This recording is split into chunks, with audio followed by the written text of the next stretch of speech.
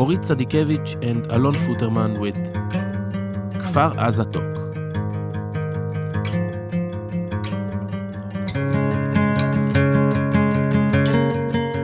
Ladies and gentlemen, welcome to Kfar Azza Talk.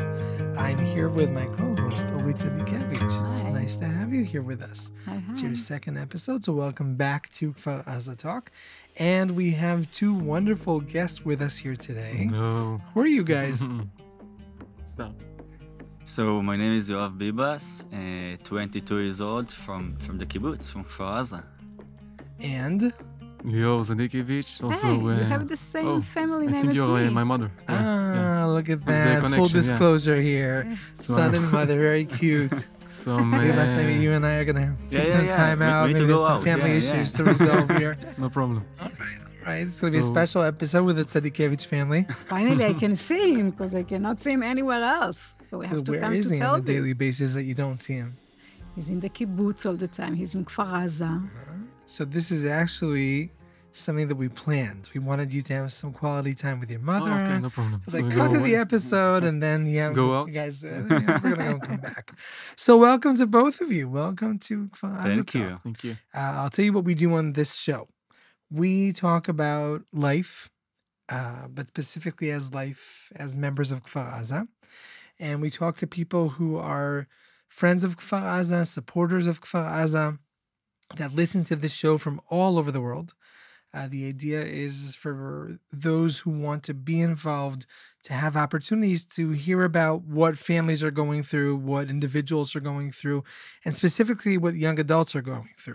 Okay, we were privileged enough to have many people after October 7th come up and say, what can we do in order to help? How can we get involved? And one way to maintain the relationships is to always share stories and information. So today we're going to ask you a few questions and hopefully have a conversation about what life is like.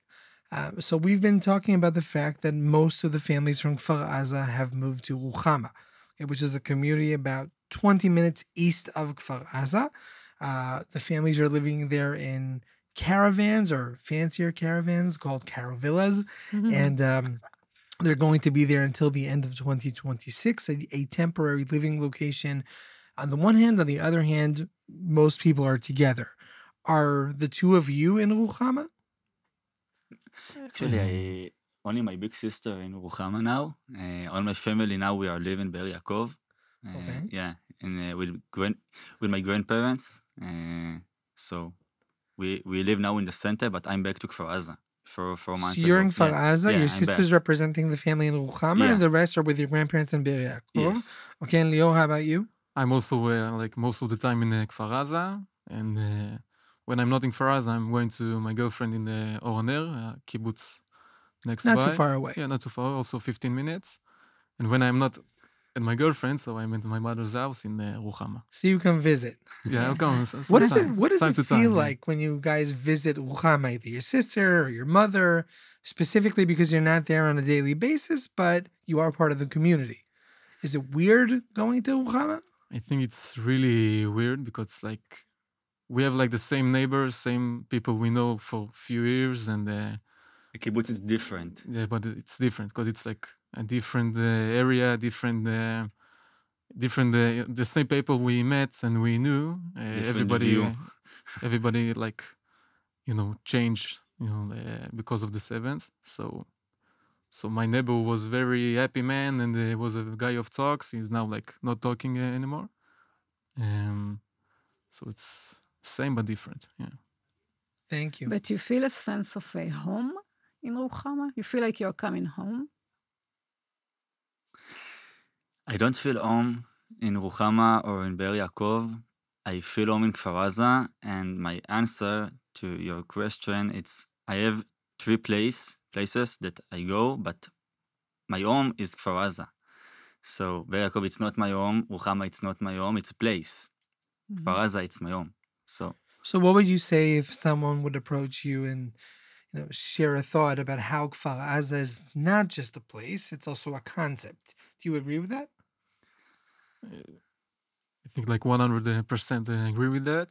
You do agree? I do agree. Okay. The concept got a bit changed since the same Saturday, but it's the same kibbutz, same concept, same love between the people, and now we got a bit too far away from from the kind of life and from the concept. But I hope the time will come and we'll come back and we'll have the same feelings. We'll feel like home again. Oy, do you feel at home in Ruchama? It's a good question. On ways you have to to identify one of the places as home. And Kfar Aza always used to be my home. And then I was thinking, should I on ways change it to Ruchama? It's very symbolic. Yeah, so because it's it's. Did you? It's yes, I because didn't. it's temporary house, but it's my home, home now. absolutely. I absolutely feel it's You my don't- home. I think one of our goals is to make sure that people don't feel refugees as much as possible.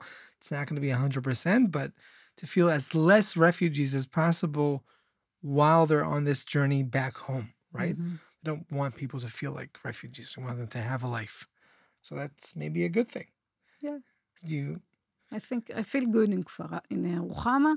Every time I go to Kfar Aza a few times a week, I feel my heartbeat. It's like going like crazy. When I enter Kfar Aza, I feel like I cannot breathe, but because all the visions comes to me when I get there. I hope one day I will be able to say again that Kfar Aza is my home. As a concept, yes. If you ask me, it's like my surname. Who are you? I'm Orit from Kfar Aza. It's like it's part of me. It's part of my definition. I am Kfar Aza. But as a home, now my temporary house is in Ruchama, but as a person, I'm Kfar Aza. If I were to ask your mother, who's also a member of Kfar Aza, so you're third generation Kfar Aza, what would she say? Does she feel home in Ruchama? No. She keeps saying that this is not my home. I don't like to be here. I want to go back. She wants to go She back. wants to go back. I get that. So you see that within one family, there are so many different approaches and different views. And it's difficult because it was so obvious where is our home. This is supposed to be obvious when you ask a question. And now when you ask this question, no, it's not obvious. It's within the same family. Each one will give you a different answer. Also, my sister, we used to live all together. Me and my sister, my family, they are in Shfaim. So it's like we had to divide a family that we wanted to live all together. We lived all together until October 7. And since then, many of, also your family, families had to split. So geographically, they're in different Geographically, locations. yes. Different places. So let me ask you guys, where are the other young adults that are your age, 22, 23 or so? Where can we find them today? So like the families, also like all the friendships got separated. If our plan was to get a house in the young generation neighborhood when we turn 18 and finish school, now we saw what happened to that same neighborhood. And we were supposed to everybody will take like a house over there and we'll be apartment together and everybody will be like neighbors. And from this thing, we become like the opposite, and all our friends are also all over Israel. Some in Shfaim, some in other kibbutzim. So also the friendships got separated. And we have to mention that two of your very best friends died on that day. Phil Shoshani and Liam Goldstein. That were part of your age group. Yes. Yeah. So where were you guys on that day?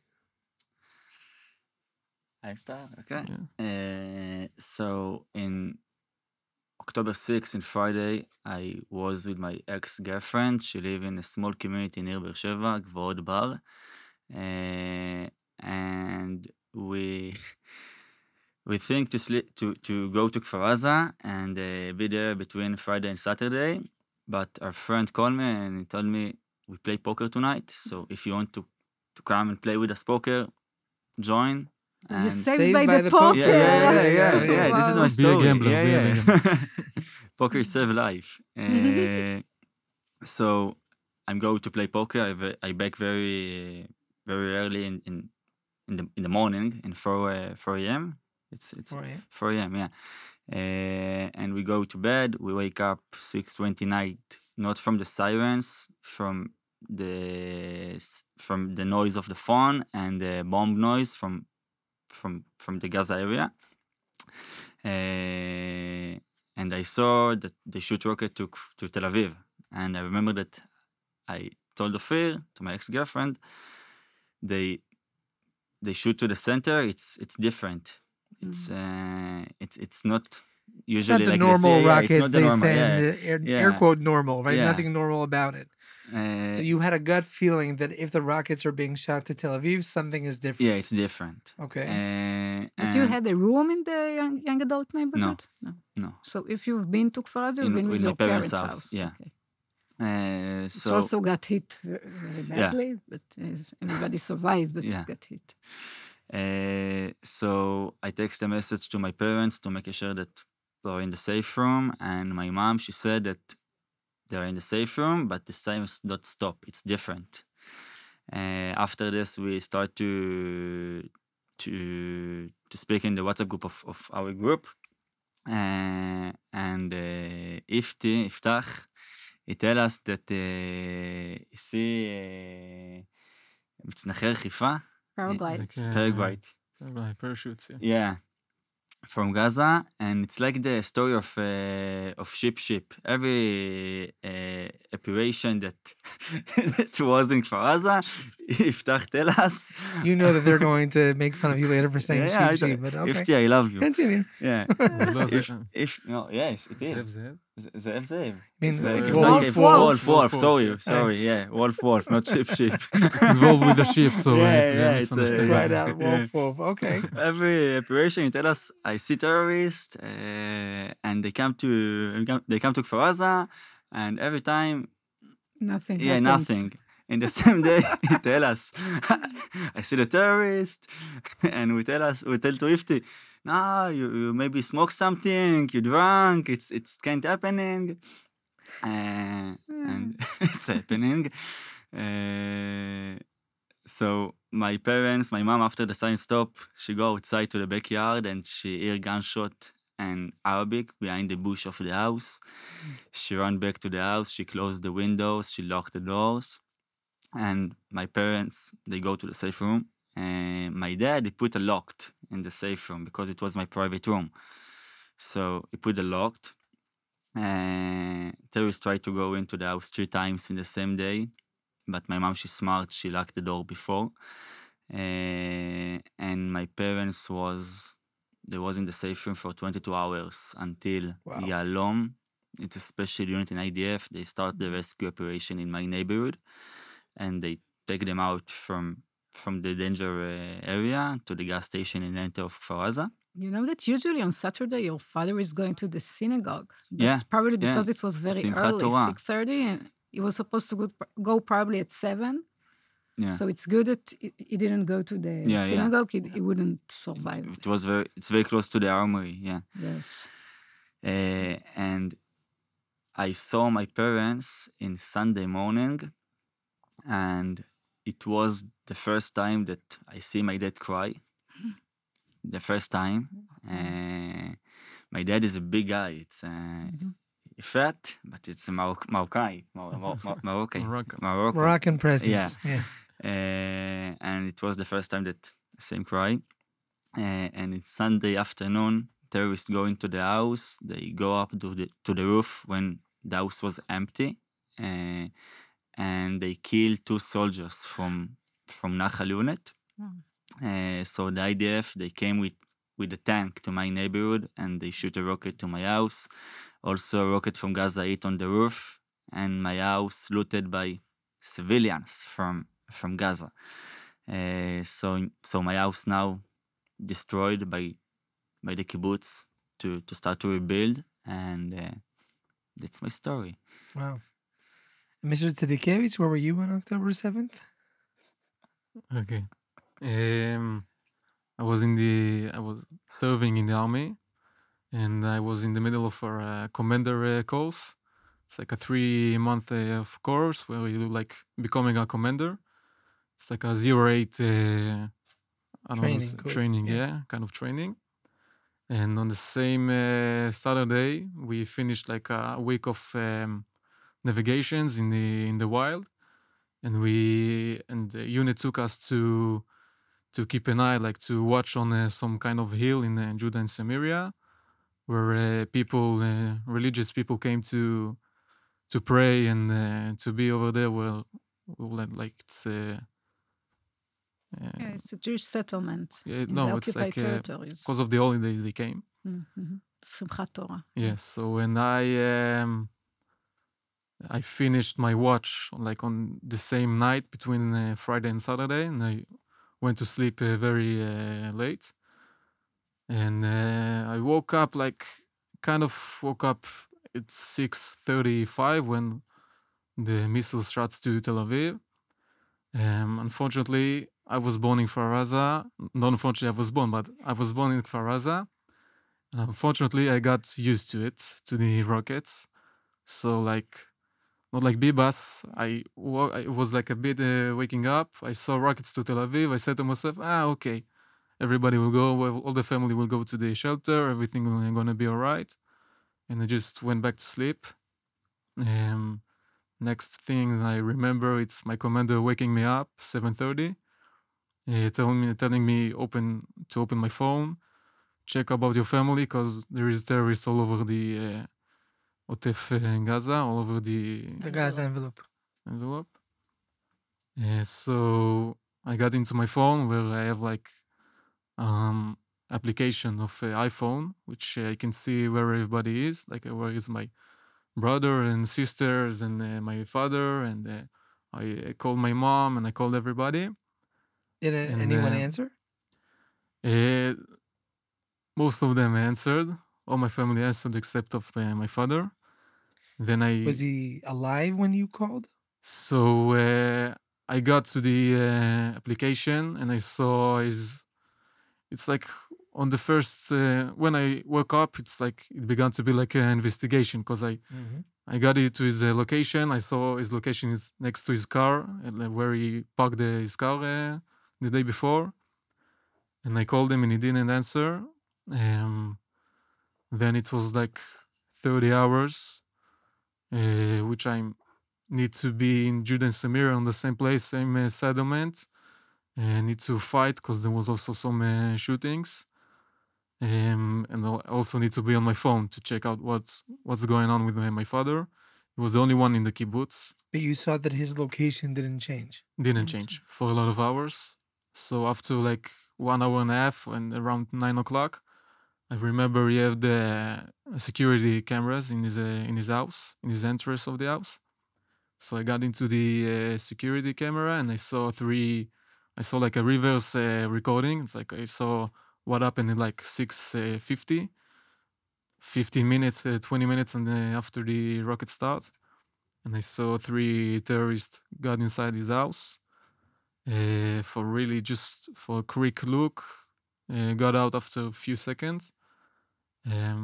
After 20 minutes, he was in the shelter on the same, he was in the safe room. On the same time, they got inside and he didn't see them and they didn't see him also. So 20 minutes, he went to the entrance of the house, also where the camera is, so we saw all the footage. And my father was working as like a IT guy of the central district offices.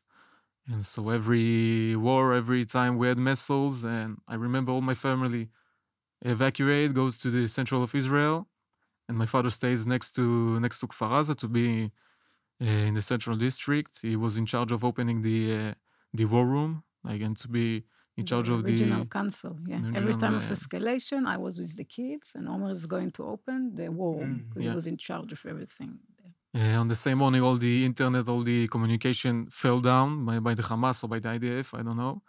So it's his job to go to the safe room to try to fix it and to try to get up the internet again, because otherwise there's no way to communicate between people. So we think he probably got called in. And then on 7:16, 16:20 and 20 seconds, we saw him like in the camera, getting out of his house, looking around, left, right, and run towards his car. So this is all I knew by then, by like in noon, like afternoon in the Saturday, on the same Saturday. And a few hours later on Sunday noon, I got call from my mother, which said that a soldier has passed by and saw the body of my father. After 2 weeks later, I came to Kfar Azza to see the place, and I saw also I continued the investigation, which I did, which then not the police did, not everybody, not even the army. I did the investigation of my father's murder, and I saw all the blood in the car, and I saw like the shooting signs. So I figured it all out by the location, by the car, and we managed to know, like to really to get to the specific details, and we understood he died in 7:19, which is 2.5 minutes later than he left his house. We saw it on his Apple Watch, where you can find like the heartbeat. So we saw the last heartbeat was in 7:19. Wow. The fact that you thought of that is amazing. Yeah, I thought of it. So I took his, we got his phone and his Apple Watch a few weeks later. So yeah, he got us out of his house 7:15, 7:16. Got murdered on 7:16. He was inside his car already, and the bastard came from the window and shot a few bullets, probably in the head area. But I feel good about that. He didn't suffer. This is the first thing. And he knew all the kids, and my mom is not in the kibbutz. They were separated, so they lived in different houses, but he knew there's no one in the kibbutz from the family. So it's like really, it did good to me to know he died quick, he died probably peacefully. We saw his heartbeat was not really high until the shooting. He didn't really know what's going on. So, and we had all the details, which people didn't have eventually in the kibbutz about the loved ones. I can't imagine how difficult it must have been. Usually when thank you for sharing that. Yes, when somebody dies in the army or in such a occasion, so people that come to inform you, it's professional people with social worker, with all this support. And it was such a chaos that I had to tell my son by the phone, your father is dead. And you know how difficult it is for him, for me, of course, but for him, and he's all the way in the military service, and I have to call him and say, it just doesn't make any sense. And you've been through something like that back in when you lost your brother. Yeah, when I was 14 years old, I lost my brother in the army. In 85. Yeah, 1985. So I know how to live with the grief, how to live with pain, but I never thought something like that can happen to my kids. I think that's the first time I met you, about a year ago in Yom HaZikaron, when I came to the cemetery in Kfar Azza. I think your father at the time was the only one who was buried there. Right, from October 7th. It took a while, and still people are moving the deceased back to the cemetery in Kfar Azza if they choose to do so. But I met you, and you were walking between two areas of a very small cemetery. One area was where your brother is buried, and the other is where your ex-husband is buried. And that was like the first impression I had meeting you and your mother between two worlds. Very. Can't imagine how difficult that is, and thank you for sharing that. I think that one thing that a lot of the people who follow Kfar Azza and who follow the show as well are trying to understand what life looks like a year and a half afterwards. Because I'm assuming that if the two of you, and you have similar yet different challenges, but if the two of you did not have a high level of functioning, if you didn't have the inner strengths, you wouldn't even be here right now. But you're both working. You're working in Kfar Azza, okay, which is not just working anywhere. You're like back on the ground. You found the way to do that. How do you wake up in the morning, day after day, a year and a half now, and say, I am going to make my contribution to the world. I am going to be a positive person. I want to be with my friends from my community and do what we can together. Can you tell us about that? You want to start? I need to think. You can start. I think it took some time until we managed to get back to the kibbutz and sleep over there. I think me and Yoav and also a lot of people which are also working with us in the kibbutz and trying to rebuild it. We have like the main mission we have right now. It's to bring up the kibbutz to be called home and to really bring back the feelings of home. And after the 7th, I think we got shocked from the country, from Israel, from the army. And we really got to a place where we think it's us against them, like against the terrorists, and there's no one between us. It's like we are first line of defense. If we won't do it, nobody will do it. I don't see the government brings people to rebuild Kfar Aza. So I think it's really a mission of ours to bring it back alive, and it will be hard. It's not the same feeling. Right now I can't really sleep without a gun under my pillow. It will take a lot of time to really feel safe over there. Do you understand your grandmother when she wants to move back now? I do understand because eventually she's been there for like 60 years, I guess. You told before, I'm the third generation after my mother. My grandfather and my grandmother built the kibbutz. So we have the passion, eventually, to rebuild it once again and to keep it safe. And this is why I think she also wants to come back. She built it with her own hands. So on the same day when we saw them taking it away, and the terrorists, so we understood we need to do something and we need to take it back. We will not let them win. Yeah, well, they will win again if we want to come back to Kfar Aza. I hope the IDF eventually will give us the safety and the security we need to really live there. Now you don't feel safe in Kfar Aza? I do feel kind of safe, but only because we're keeping it safe. And I not really trust anybody and trust on myself. So this is why I kind of feel safe. It's funny that for me, I feel more safe in Kfar Aza from the center. Really? From Be'er Yaakov, from Tel Aviv. Explain why. I don't know. You think you will feel safe if you will take your children and your wife over there right now, or you feel safe to be like by yourself over there?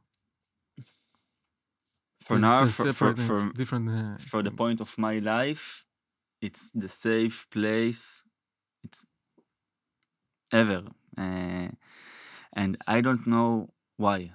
I know what you say, that it's dangerous now with the war and everything. It's understand, but I feel more safe in Kfar Aza, and when I go to sleep, I sleep more good in Kfar Aza from Be'er Yaakov. Where do you sleep in Kfar Aza when you go to sleep there? We have like some apartments in the kibbutz. So it's like an arrangement that they did for you. Yeah. That there's no family home to go back to. You guys don't have a room there. Yeah. It's not something that existed before October 7th. It's like a temporary arrangement. Yeah. And still you feel they're very safe. And I'll go back to my question, but what does it take for a year and a half now to wake up in the morning and say, I will continue. We shall overcome. We're not going to let them win. We're going to keep this place safe. What does it need? What do you need in order to be able to behave that way and think that way? It's a goal. It's for me, it's my goal to live in Kfar Aza now, to back to Kfar Aza and start to rebuild. For me, I want to rebuild what Hamas destroyed. it was heaven, and the same day it been hell, and Yoav Bibas gonna make it heaven again. Not 99% of heaven. It's going to be 1000% of heaven. So setting a goal helps you. Yeah. You're saying there's something to aim for, right? Yeah. Lior, how about you? I think like there's one word that can explain it. It's Zionist, and we are a Zionist eventually. And my grandfather was a Zionist when he took this part of the country and make it alive and make it, and he said on the fences. So yeah, and it's our home. We don't have any place else. So you understand the genes of Kfar Aza. Look at this kid. Absolutely. Yeah. You cannot find it anywhere Absolutely. else. Orit, what comes to mind when you hear your son and his friend talk the way they do? It makes me feel very proud. I'm not sure I'm going to go back there. It's because I'm a very scared lady. But when I hear those young people talking like this, wow, I want to be part of it. There is no way they're going to be back in the kibbutz and I will not come with them. They really make me, I'm happy to hear that. It's very inspiring. Very inspiring. What do you think needs to happen with the community right now and until Kfar Aza reopens, so your friends that are your age decide to come back? We are the future of Kfar Aza, my generation. Definitely. Yeah, we are the future. And I think for us, the best way that the community can help us to feel like the future, Mm-hmm. it's help us. It's put the light on the young generation and what you need. Okay, let's find out we can do it or something like So that. we're asking, what do you need? What you need, Lior? I don't know. Let me throw some ideas in the air. I mean, obviously, you need to know that Kfar Aza is going to be safe, right? Yeah. Because if you want to move back, you want to live in a place that's safe. But maybe you need opportunities for young adults to be part of the community, especially if you're not in Ruchama. Maybe you're saying now we're in our early 20s and we have time, but in the future we want to establish families. So we want to know what's going to be there for kids if we think about building a house in Kfar Aza again. And they probably want a gym, right? A gym, obviously.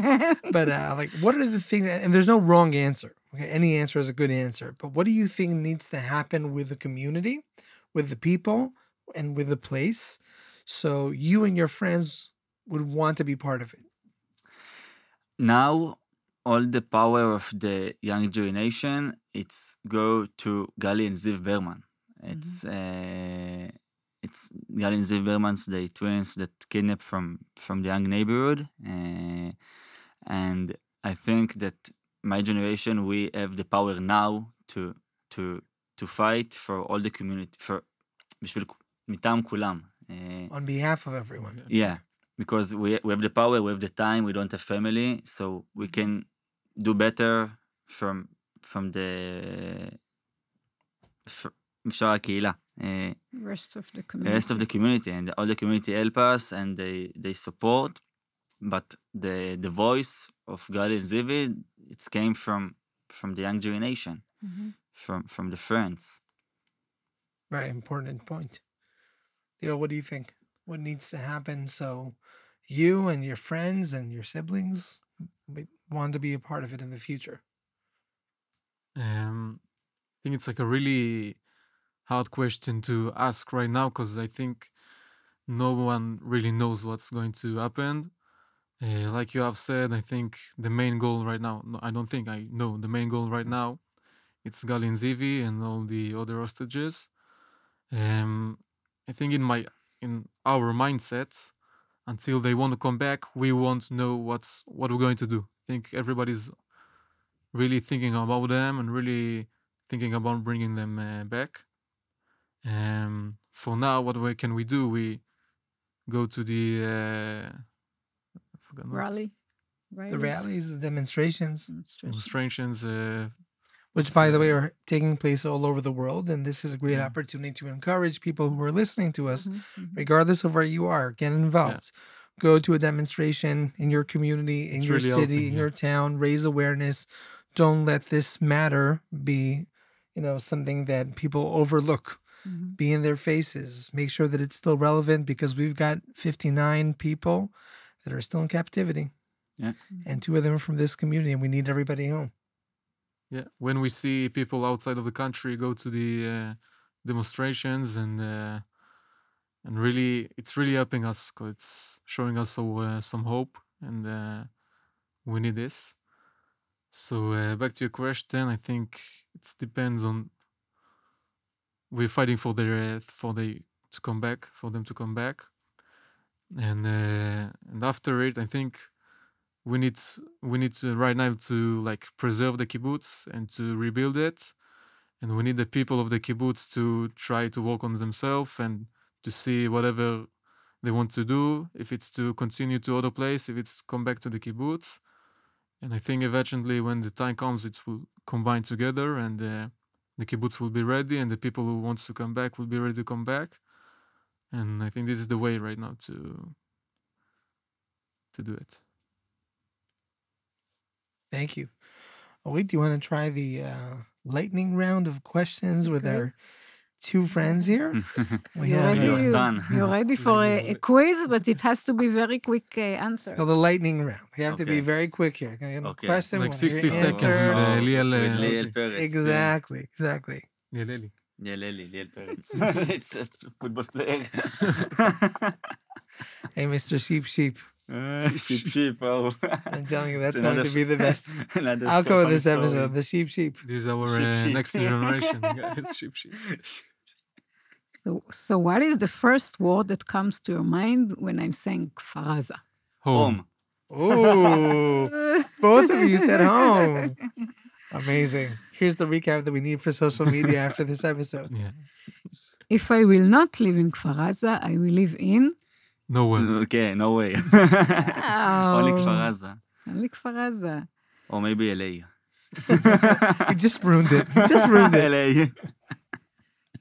If I will have a chance to drink coffee with Donald Trump, what is the first thing I'm going to say to him? Bring back the Hostages. hostages. Yeah. Yeah. Did you talk about it No. before? You sent it to me like a few minutes ago. Yeah, So, Not really. Cheat from your mother, yeah. If you could have coffee with any public person in the world, who would it be? I think Donald Trump also. It can be Yeah. anyone, Dead or alive. dead or oh, alive. they don't lie. And they can talk to you about anything.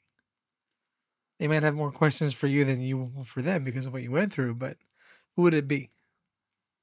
Wow. I don't know. Next. I think Okay. Donald Trump. Yeah. I would think about Richard Gere or Tom Cruise. No? Interesting. What about you, Alon? Interesting. Oh, wow. If it could be anyone, I'd bring back my grandparents. My grandfather, yeah. Have a conversation, tell them, look what happened to the world since you left. What do you think about it? Yeah. This is a little bit tough one, but in a ceremony, when they put the tikva, The national anthem. the national Tikva. anthem, yeah, what do you do? Song with You're proud. singing? I'm proud when I sung this. Wow. Yeah. What about you, Lior? I feel connected to the words, but it's not coming out since the 7th. So until all the hostages will come back, until I will come back to my house, there's no. I don't know. It's really not. It's a weird song right now. It's really the anthem right now, because It's it's talking about the independence, and I don't feel any independence right now. When we have friends in captivity, and when we don't have our house, our homes. So I can relate to it because me and Gali, your sister, my daughter, we decided that we are not going to sing it until too. all the hostages will be back. We cannot say עם חופשי להיות עם חופשי בארצנו. Alon, what about you? So I'm a bit with Yoav on this because I feel that even if we don't live it right now, we hope for it. Yeah, it's something to wish for. We're aiming for, right? So I know we're not I'm Chofshi Baratzenu fully right now, and I know that in order to sing about hope, you need to have hope, and it's really hard to find hope. You have to work for it in order to find hope these days. But you can find it. I mean, I am an optimist. I can see amazing things that are happening within the people of Israel, both locally and globally, and the friends of the Jewish people that are all coming together during these hard times. And that gives me strength to sing Hatikva, and things that are not reflective of the present, in my perspective, are something that we aim for in the future. So Hopefully. everything is, I mean, Yes. there's no wrong answer here. There's no Yeah. right answer. You know, I understand it's the a nice people who are saying, answer. I'm standing there, but I can't have the words yet on the one hand. But I also understand the people who are saying, I'm there and I sing it, even though we're not there yet, like on a conceptual level. Okay. Since October 7, I am more. Continue the sentence. Speak English. Fair enough. Fair enough. Speak English a lot. Did not see that coming. Lior, since October 7, I am more. Angry. Pissed off. Yeah. Angry in English or in Hebrew? Kidding. Alon? Since October 7th, I spend much more time with my kids. Wow. Really. And I was always involved. Always. I was always like an involved father, but my daily routine has much more time with my kids. I have less of a social life. I have less patience for it, to be frank. And I do a lot of work at nighttime so I can be with my kids in the afternoons. Yeah. Important. Yeah. Okay. This is all Well, the it questions. was, It was fun. And It was you? a very serious conversation, but I would know. like to end with something more light. Wait, you didn't answer. That's true. I am more centered. I'm looking. Centered. I have to be, because I have to take control of 4 children, manage a house, manage my life. So I cannot be like all over. I have to be more. Listen to myself. I feel like we have to zoom in on your mother Yes. for one of the episodes and say, how do you do that? Right? We'll keep it for another special Kfar Azza talk. But I would like to say something for Go the end. ahead. That I want to tell you that Omer, Lior's father and my ex-husband, he was the love of my life. Anyway, he, just before he died, he bought tickets for the concert of Coldplay. He was very organized person. A year I was before. at that concert. It's a good concert. Yeah, I Yeah, and he bought You tickets. should go. In his memory, you should go. No, we went. Yeah. Yeah, so we, Wait. Right. So he bought 4 tickets for the concert of Coldplay in Atuna. But he did something very clever. He told everybody around him that he's going to come with him. So he told his girlfriend, you're coming with me. He told his brother, you're coming with me with your wife. He told Lior, you come with me with your girlfriend. He told Liran, you come with... He told everyone that will come with him and died. So what do you do now? You have 4 tickets of tickets. We have 4 tickets. But everybody said, hey, he told me I'm going to come with him. No, but he told me. So we didn't know what to do. Just buy more tickets. Yeah, so we sat in the Shiva and we said, who's going to go? We have 4 tickets. So, of course, the 4 kids said, okay, 4 tickets, 4 kids, we are going to go. And I said, just a second. What about your mother? He said, okay, Mom, you will come too. And then Lior said, just a second, what about my girlfriend? We're going to buy another ticket. And then Liran said, what about my girlfriend? So, as you know, we went 9 people to this concert. We bought more tickets, but yes, we go on a plane to Atuna, and we went to the concert, and we wrote a big signs. My father is in paradise because they have a song in paradise, and we went all to the concert on behalf of Omer, and we said, I think probably this is what he wished for, that we would be all together, and we've been to the concert. Wow. What an amazing gesture, and a great way to end this episode in his memory, talking about how the family comes together. And brings to life things that he visioned before he died. So thank you for sharing that with us. On that note, I would like to thank all of our listeners that were here with us today for this very special episode of Kfar Azza Talk. Wherever you are in the world, thank you for tuning in. Thank you for thinking of Kfar Azza. Thank you for keeping Kfar Azza close to heart. Thank you for getting involved in donating to Kfar Azza through the Kfar Azza Foundation. We really appreciate it. And as you see, this is a community of incredible people. We're going to do everything we can to keep them together and united and do what we can so the community can overcome barriers until Kfar Azza is not just a concept, but it's a location. It's a place once again. And we're getting there. We're on track. It's going to take some time, but we are on track. So thank you to everyone who's getting involved and is a part of that. On our behalf, thank you again to the two of you for joining us. They It was traveled for really one wonderful and a half to have you here hour to today. Tel Aviv. Thank you for doing that. Toda, everyone. Thank you very much. you. Bye, thank you.